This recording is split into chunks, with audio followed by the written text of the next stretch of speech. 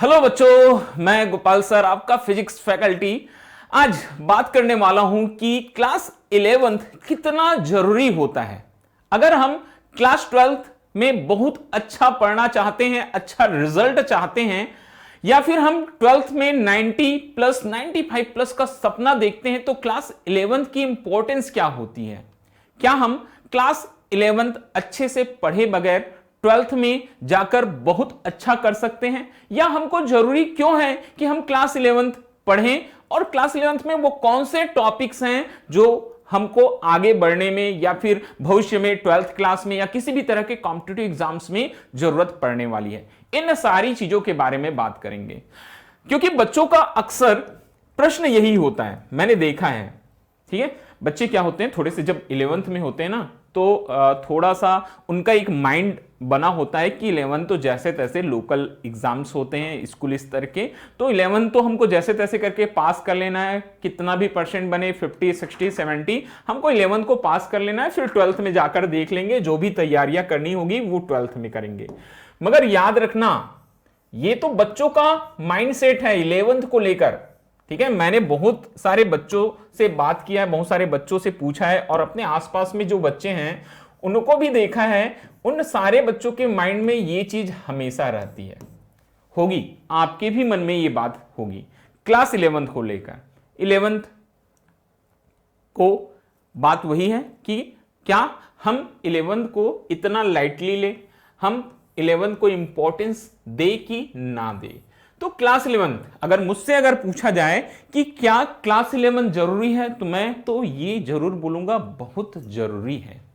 जैसे किसी अच्छे भवन, कोई अगर बहुत अच्छा हम इमारत बनाना चाहते हैं बच्चों, अच्छा घर बनाना चाहते हैं, अच्छा भवन बनाना चाहते हैं, तो सबसे पहले तो उसकी जो नींव होती ना वो मजबूत होनी जरूरी है। वैसे ही जो हमारा फ्यूचर डिसाइड करता है क्लास 11th 12th और उसके बाद जो कॉलेज की पढ़ाई होती है, ठीक है, वो हमारा फ्यूचर डिसाइड करता है। तो उसकी जो नींव है ना हमारी, ठीक है, लाइफ आगे क्या होना है, हमको क्या बनना है, ठीक है, हमारे भविष्य में क्या होने वाला है, हम कौन से जगह पर जाने वाले हैं, कहाँ जॉब करने वाले हैं, उसकी जो नींव होती है ना वो क्लास 11th से स्टार्ट होती है। इसलिए मैं बोलता हूं कि क्लास 11th बहुत जरूरी है। बात तो आपको समझ में आ गई होगी। अगर नींव अच्छी होगी, मजबूत होगी, ठीक है, तो इमारत भी मजबूत और अच्छी बनेगी। बात वही है 100%। तो मेरे हिसाब से 11th बहुत ही अच्छा होना चाहिए। ठीक है, आपने अगर अभी तक ये सोच के रखा है कि 11th ऐसे वैसे चल जाएगी, तो इस सोच को बदलिएगा। आपको ये सोच जो है ना बच्चों, ये चेंज करने की जरूरत है। आपको 11th को अपना बेटर करना है, ताकि आगे 12th, उसके बाद आप किसी भी तरह का कॉम्पिटिटिव एग्जाम दिलाते हैं, नीट की तैयारी करते हैं, जेई की तैयारी करते हैं, या आप किसी भी ग्रेजुएशन कोर्स में शामिल होते हैं, तो आपको 11th प्लस 12th दोनों को समान रूप से तैयारी करके एक समान रूप से लेकर चलना होगा, तभी आप बेटर प्रिपरेशन कर सकते हैं। तो आज मैं बात करूंगा 11th में क्या जरूरी है।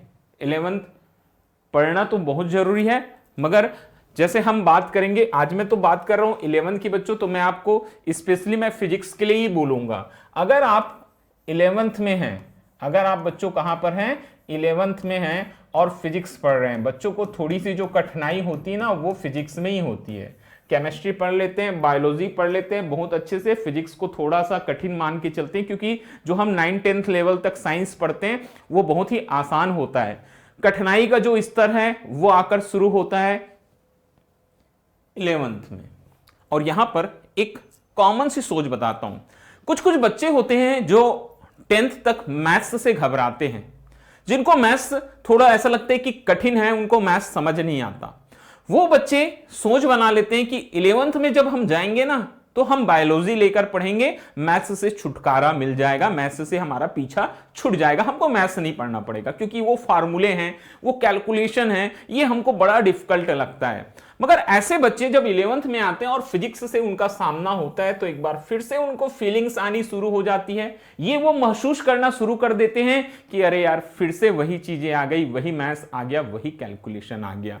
क्योंकि ये जो फिजिक्स है ना बच्चों, इसमें जो लैंग्वेज है फिजिक्स की जो लैंग्वेज है, भाषा जो है, वो मैथ्स ही है। अगर आप मैथ्स अच्छा जानेंगे तो आपको फिजिक्स भी अच्छा आएगा। जो मैथ्स के जो बेसिक कॉन्सेप्ट्स हैं, उसके फॉर्मूले हैं, उनको जितना अच्छा जानता है उतना अच्छा उसका फिजिक्स होता है। तो बात वही आ गई। ये जो आपकी सोच थी मैथ्स से पीछा छुटाने की या मैथ्स को इग्नोर करने की, वो एक बार फिर से आपके सामने आ गई, क्योंकि आपको फिजिक्स तो पढ़ना ही है। आप बायोलॉजी के हैं तब भी पढ़ना है, आप मैथ्स के स्टूडेंट हैं तब भी आपको पढ़ना है फिजिक्स। तो फिजिक्स तो पढ़ना है और फिजिक्स के लिए मैथ्स आना बहुत जरूरी है। अब मैं ये नहीं बोलूंगा कि आपको मैथ्स बहुत अच्छा आना चाहिए या आपको मैथ्स के बारे में बहुत ज्यादा जानना है। जो बायोलॉजी के हमारे बच्चे हैं वो मैथ्स के बेसिक जो नॉलेजमेंट है, कुछ बेसिक जो कॉन्सेप्ट्स होते हैं, जो मैथमेटिकल टूल है, वो जानकर भी आप अपने जो फिजिक्स है बच्चों उसको बहुत अच्छा कर सकते हैं, उसको स्ट्रॉन्ग बना सकते हैं। तो 11th फिजिक्स, अगर आप क्लास 11th में और 11th फिजिक्स की अगर हम बात करते हैं, तो मैं जो सबसे पहली यहां बात बताने वाला हूं वो आपके बेसिक मैथ्स को लेकर है बच्चों।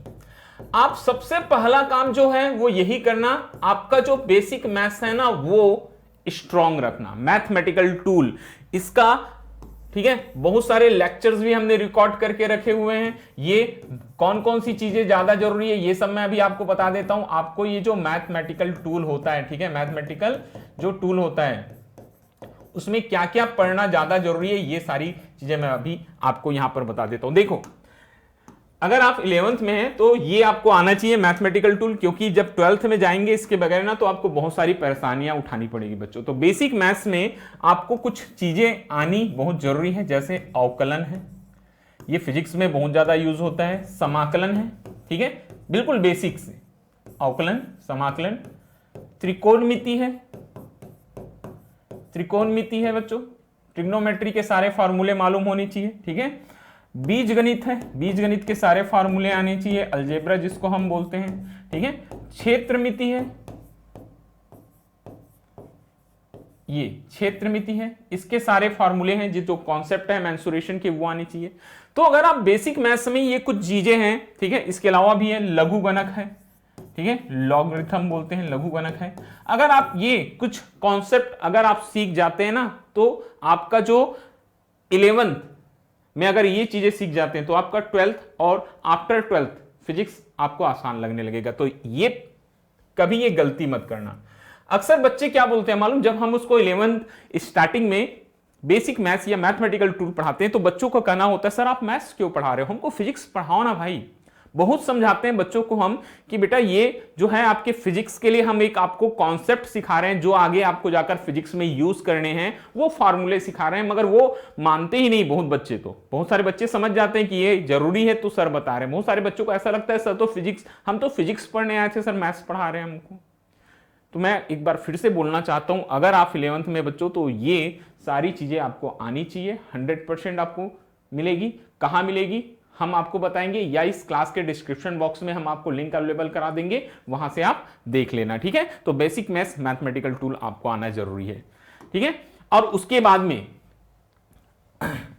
बच्चों, उसके बाद में कुछ फिजिक्स के बेसिक जो कॉन्सेप्ट है, some basic concept of physics, ये भी आपको मालूम रहना चाहिए।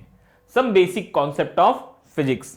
अब बोलोगे सर इसमें बेसिक कॉन्सेप्ट में हमको क्या क्या मालूम होना चाहिए, तो इसमें बच्चों बेसिक कॉन्सेप्ट ऑफ जो फिजिक्स है उसमें आपको वो सारे टॉपिक्स जो यूनिट एंड मेजरमेंट में आते हैं, कहां आते हैं बच्चों, जो यूनिट और मेजरमेंट में आते हैं, वो सारे के सारे टॉपिक्स मालूम होने चाहिए।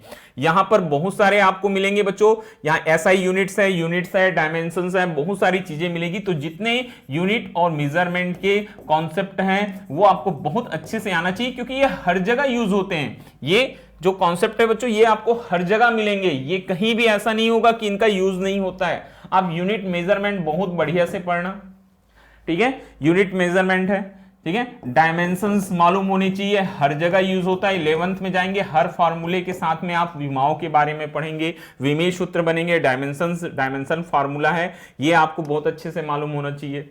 आपको वेक्टर्स के बारे में मालूम होना चाहिए कि वेक्टर क्या होता है, वेक्टर के जितने कॉन्सेप्ट है बच्चों वो बहुत अच्छे से आपको आनी चाहिए, तब आगे जाकर आप, ठीक है, फिजिक्स में बेटर कर सकते हैं आफ्टर 11th। ठीक है, आप बहुत अच्छा फील करेंगे, ये है।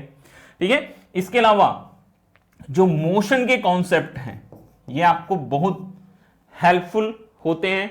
ठीक है, 11th के बाद भी तो जितने मैंने बेसिक कॉन्सेप्ट आपको बताया है, इसके भी अलग से हमारे पास में वीडियोस बने हुए हैं, some basic concept of physics के, वो भी आपको बहुत बढ़िया से मालूम होना चाहिए। ये सारी चीजें अगर आप जानते हैं तो 11th के अगर आप एक दो चैप्टर मिस भी कर देते हैं, भूल जाते हैं, तब भी चलेगा, मगर ये चीजें बहुत ही महत्वपूर्ण है आगे। ठीक है, 11th में अगर आप इतना समझ गए तो आगे आप बहुत बेटर कर सकते हैं। ठीक है, तो ये तो मैंने बताया कि सबसे ज्यादा जरूरी क्या है। पढ़ना तो आपको सारे चैप्टर चाहिए। अगर आप भविष्य में नीट है, जेई है, या कोई भी अदर कॉम्पिटिटिव एग्जाम की तैयारी कर रहे हैं बच्चों, तो सारे के सारे चैप्टर आपके लिए महत्वपूर्ण होते हैं। आपको सारे चैप्टर्स पढ़ना चाहिए, मगर इन चीजों को ध्यान में रखकर आप आगे की अपनी तैयारियों को बेटर कर सकते हैं।